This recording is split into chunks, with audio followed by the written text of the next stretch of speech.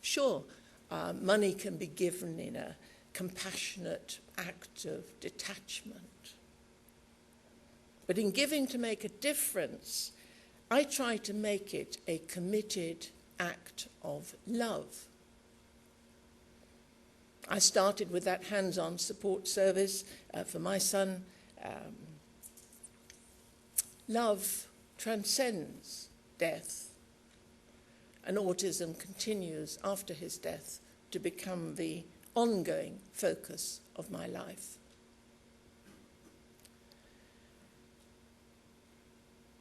My biggest project financially, and it took me 5 years, was Prior's Court School in Berkshire. And that has 60 day and residential pupils, all pupils modelled on my son, really, all with autism and mild to severe, most people would say profound, learning disability. Few of them have any speech whatsoever. And resources for autism, music for autism, university centres for autism, several of them, the All-Party Parliamentary Group for Autism, Autism Cymru in bilingual Wales. Whenever I found a gap, I tried to help. Donations, large and small, and the small ones always regular to allow the charities to do a bit of planning. And always accompanied by involvement. It's demeaning to just give money. And anyway, one also wants the fun, the adrenaline buzz of commitment. And as your president said, if you don't commit, you're just taking up space. I put just as much energy into learning to give money away wisely and take just as much satisfaction as I got from earning it in the first place. My wealth has transmuted from figures on a sheet of paper to something meaningful. I was once classed as the 7th wealthiest woman in Britain. I was trailing the Queen. The arithmetic was doubtless wrong, but I'm now very proud to have given away enough to take me out of the rich list. Although it has a clear focus, the Shirley Foundation has its most general aims, and a general purpose foundation I found works fine in practice. I never ever just write a cheque. Everyone has skill and times to give, as the trustees here well know, and I use mine along with my wealth to things that interest me, places with which I have an emotional link, people that I like and find stimulating, who are not sycophantic, because I assure you, wealth attracts the insincere, where I get as much as I give. And I feel that giving has made my wealth significant. Giving is now what I do, and it gives me enormous pleasure. And I hope to encourage 1 or 2 more people this year to follow my example. Because linked to the altruistic, it's the right thing to do. Giving makes me feel good. And that feel-good factor is because human beings are neurochemically reinforced for sharing. And brain scans show that the pleasure centers of the brain are stimulated when we act unselfishly. When you first have more than you need, most of us react in a sort of fairly emotional and immature way. And it does take time and reflection to realize that giving is more fun.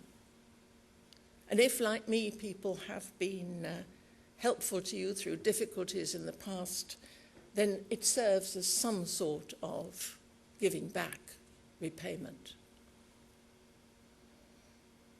Giving is always a private expression of personal beliefs. It is personal, but it's also catching. Perhaps the motives hardly matter. The fact is that people do give, and it's the birthright and defining characteristic of the human race. Sikhs believe in life in 3 dimensions, equal dimensions, one of which is sharing one's time, talents, and money with the less fortunate. The Quakers always, but always, give anonymously. Like many Jews, Muslims think of giving as a duty rather than as an option. And they give in charity rather than to charity. It's much more difficult, in charity. I mean, this month's fasting in Ramadan is symbolic of empathy with the less fortunate. It's always something to do with justice in an unfair world.